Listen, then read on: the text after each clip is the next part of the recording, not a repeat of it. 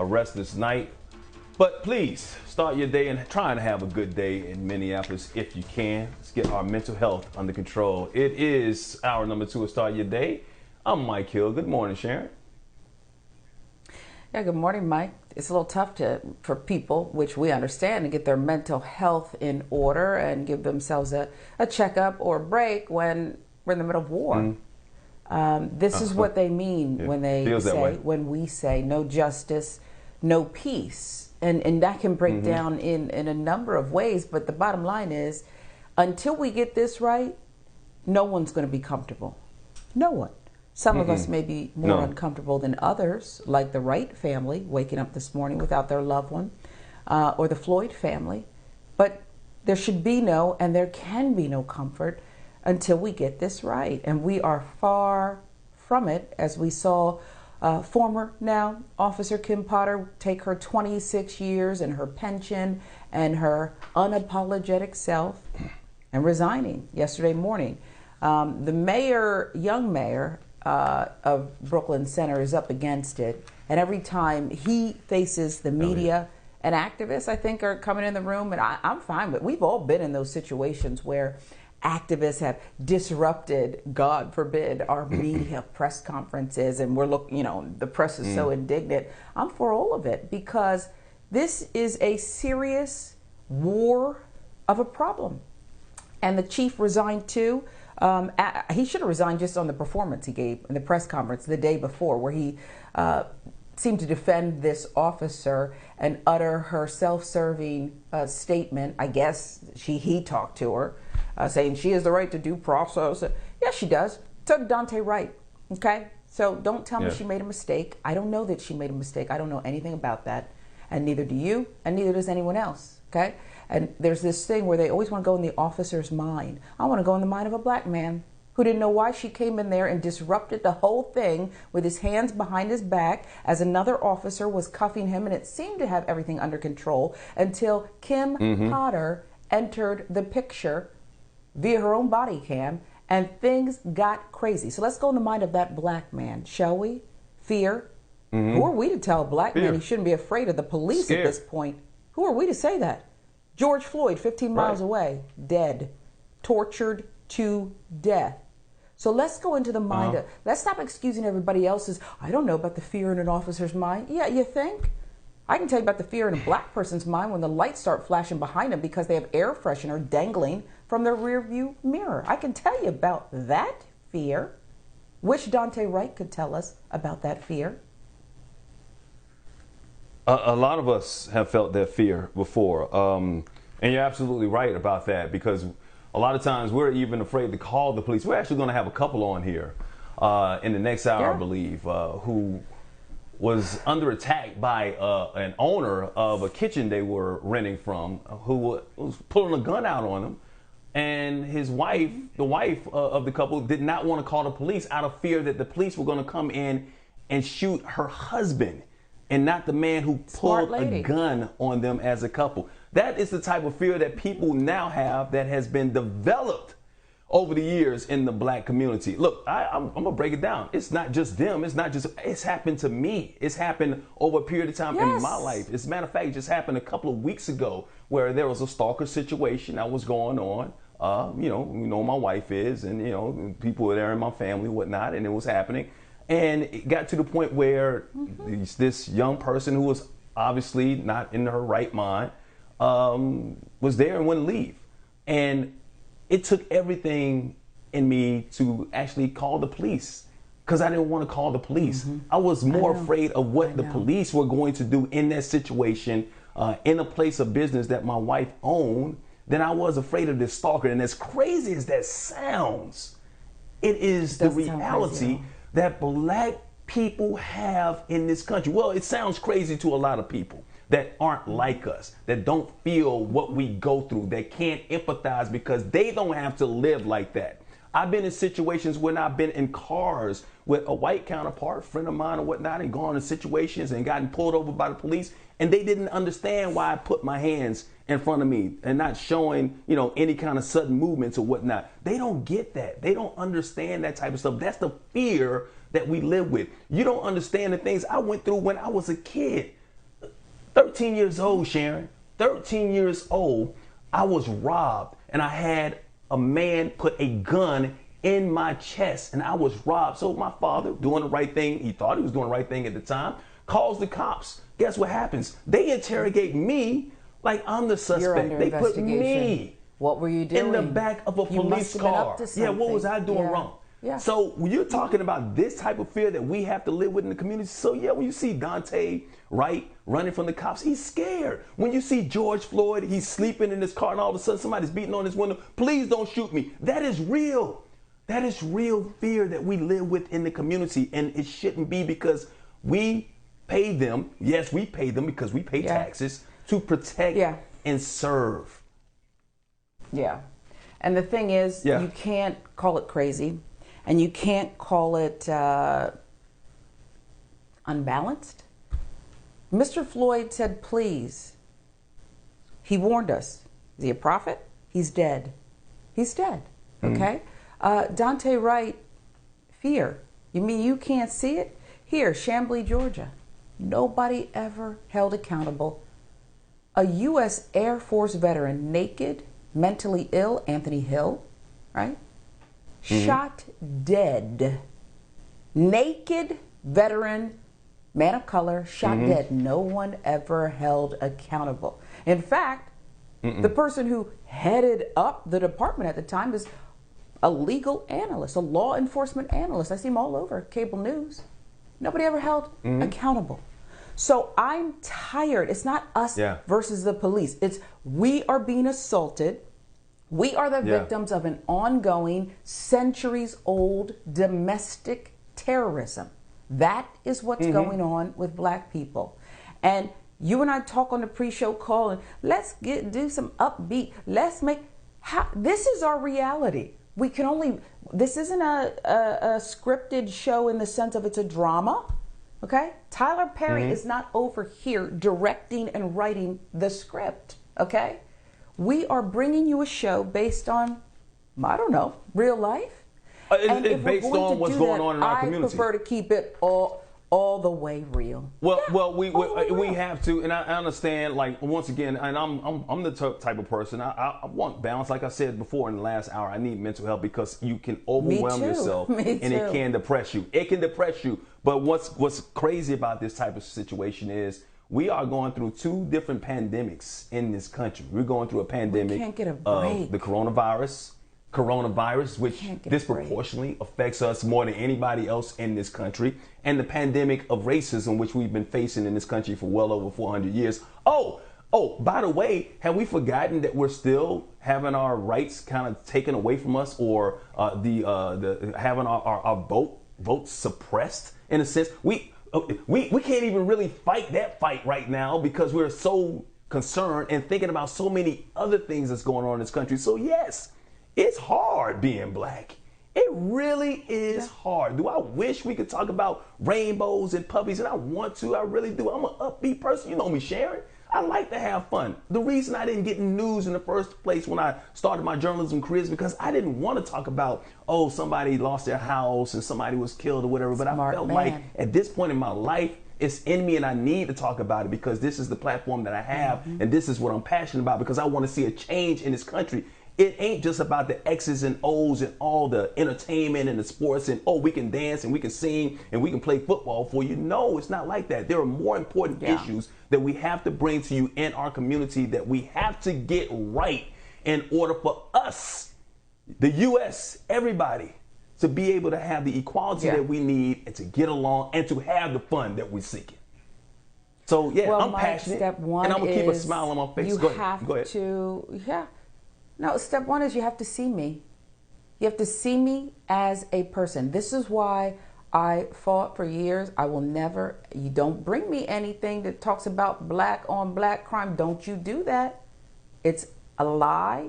It's a farce. Until you bring me something that talks about white on white crime, don't do that. You kill who you know. It's based, it attaches criminality to blackness. And don't you dare do that because it's a lie.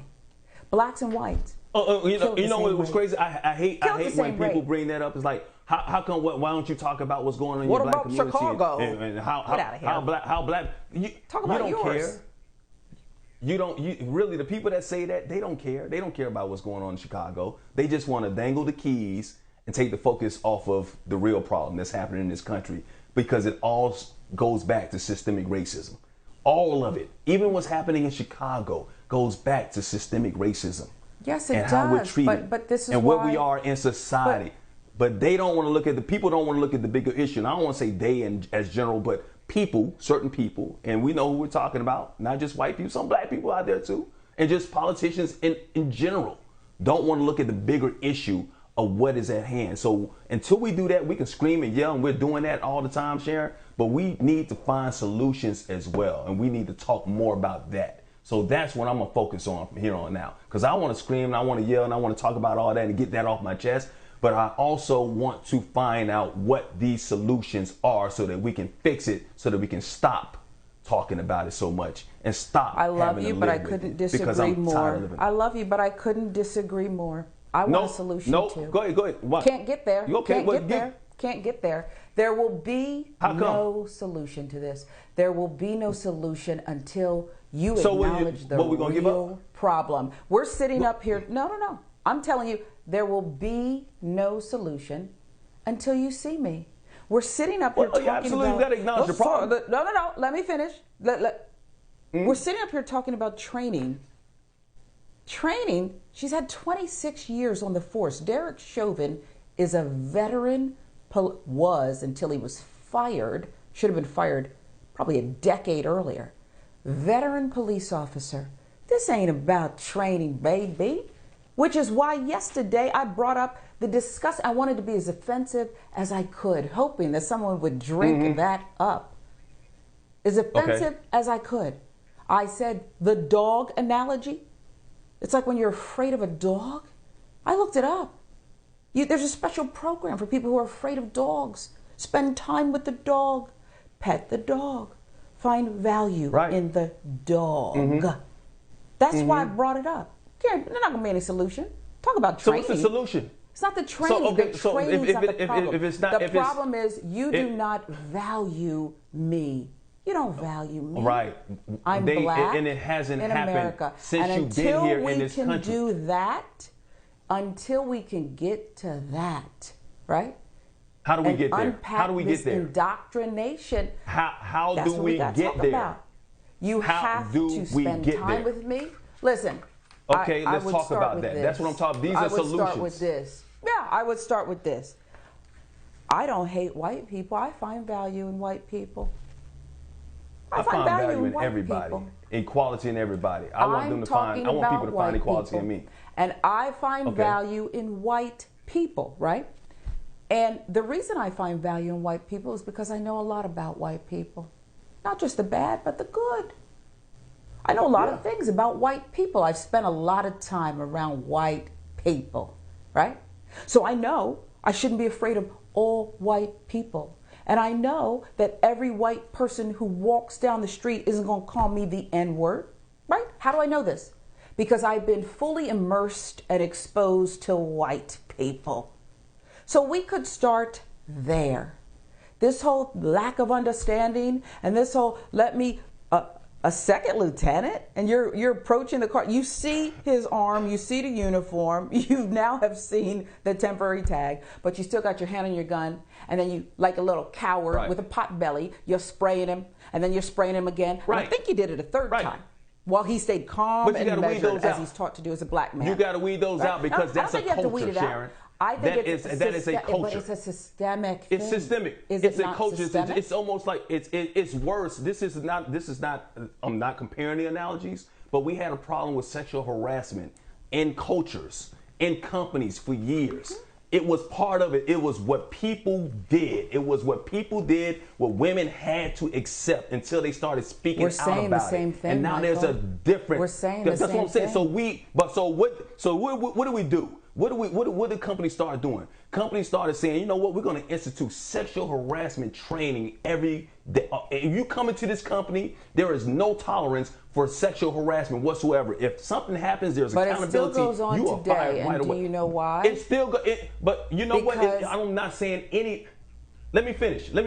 Because you know why? The thing is, it still goes on today because you're never going to weed it all out, but you're starting to make progress to make sure that that doesn't happen the way it happened before. We have to make progress. Yeah, we're not always going to agree. I don't think black people, I don't think anybody's always going to agree on everything. But where's the progress? You said, there's a specific point. What is the point? That I agree and disagree. What? It is less acceptable, sexual harassment now, right? Because, you know. It is. No, but there's still, obviously it's still going on. Let me get to the other part. People. Okay. Go ahead. So it is less acceptable. The disagreement I have comes in not because companies said they don't have a zero tolerance policy. By and large, they don't. And if we look across the board, the reason it still happens is because you can institute all the policies you want. But unless you really believe it, own it, and are immersed in it from the top, we know that there aren't but a handful of black CEOs. One of them runs this network. Okay, but what's that got to do with sexual harassment? CEOs who are women? Well, I'm getting there. Black CEOs who are women? Boy, I could probably have them in a small New York apartment. That's how few there are. So that tells you something about the value of women at the top. You can institute all the policies you want, but that's where I come full circle. You have to see me, believe in me, like me. I have white friends who I like. There, I said that. Well, I have white friends. You have to find value in people. And I don't think when Miss Potter walked up on Daunte Wright, she valued him. I don't think Chauvin clearly valued Mr. Floyd. And that's not about training. That's about people, humanity, and the history of this country. And that to me is where you have to start. And that's exactly what we're talking about, this humanity, weeding these people out, getting rid of these people first and foremost, and then starting over with a new culture.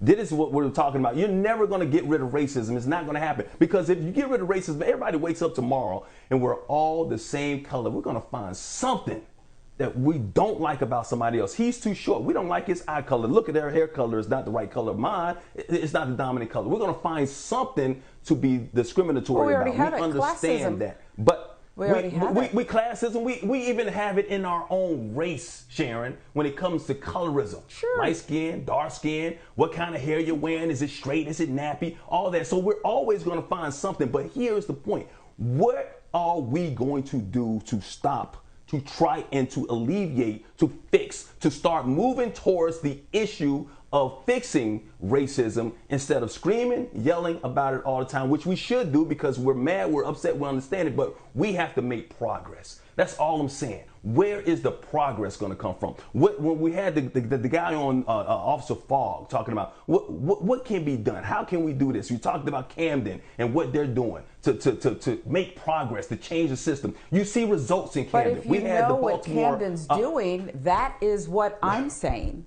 What Camden is doing is what I'm saying. Community policing is about being in that community and seeing those people up close, experiencing them. Experiencing those people. Don't worry about it. You got to see me. That's what I'm saying. So that's a solution, right? Is that a solution? Is that what we're going towards? Yeah, we need to do more of that. That's what I'm saying. That needs to. Okay. All right. What are we doing next? Why does that upset you so? Why does that upset you? It doesn't upset because I'm basically saying what you're saying, and I don't understand if you're not hearing what I'm saying. I understand where you're coming from, but I'm talking about I can be upset all I want to. I can yell and scream, and I can get depressed. I can be down on myself, and I can be like yelling and screaming, march and march and march and march. Where's the solution? Where's the what are we doing? What are we moving towards? And we got to be able to come together to formulate something so we can agree on something so that we can move towards progress. That's all. I've been screaming this for years. And a lot of people are getting upset because they're different. We've been doing that over a period of time in the black community. You had Martin. You know, some people wanted to go with Martin. Some people wanted to go to Malcolm way. But we never come together to figure out the solution of how we can make progress. We're going to continue to talk about what this I'm saying for year that has, after year. And Look, I guess sister, what I'm saying mad. that has you so... I'm not upset. I'm just more so frustrated about, okay, it seems like we go in a cycle and we're continuing to talk about the same thing over and like, he getting killed, police brutality. Okay, how we fix it? How are we going to fix it? What do we need to do to fix it? Is it training? Oh, it's not training. Then what is? If it's not training, if it's not weeding the cops out, do you not want to have police? You want to have police, a community policeman? I just want to know what the answers are. Mike, I'm going to give you my answer, and I'm going to stick with what I said. Okay. What I said is what I meant. We will keep screaming. We'll keep marching. I'm going to give people more credit because they are doing things. They're pushing legislation. They're forcing some things, defund the police, whatever it is. There will be no solution until we can agree on the problem. The problem's not training. The problem is see me. Believe in me. Find value are on the same page. If it doesn't matter if you and I are on the same page. It doesn't matter if black people are on the same page. Until we are valued by white people the way we find value in them, some, not all, there can be no solution. We're kind of talking. Let me tell you something. Can I tell you something? The problem. Let me tell you something. You're looking. That's the way I see it. You're looking for a utopia, and the utopia doesn't exist. You're never going to be valued by all white people. I'm looking for basic humanity. I didn't say all. Exactly. I never said all. Once again, I never said all. Once again, but there are people. I don't think it's utopia to expect humanity. Just humanity. No. Just humanity. See, I'm not. Don't make it seem like I'm not talking about humanity. I am talking about humanity. I want to be treated like a human being. I scream equality, humanity. The reason I'm on this platform today and not doing sports and all that because I want equality. I want to use my voice for that type of stuff. So I want people to see me. I want people in my own community to see me and what I go through and my heartbreak and my pain, my traumas and everything. You don't think I want the other people that don't look like me to not see me too? Yes, we're talking the same thing. I want that. That is the overall thing. But okay, now that we get that, they understand, they're listening to us because they see us, they understand us. How do we fix what has been broken for so many years? That's where I am. We get that. We understand the big picture. Now let's break it down. That's where we disagree. How do we I don't know that they understand, and I think we have to get there. I didn't say they did. I said we have to get. Anyway. All right, let's take a break. We're going to come back. Yeah, I think we need a break. I think we both need a break. We definitely need a break. We're going to woo-saw. Definitely need a break. Let me get my... On Start Your Day.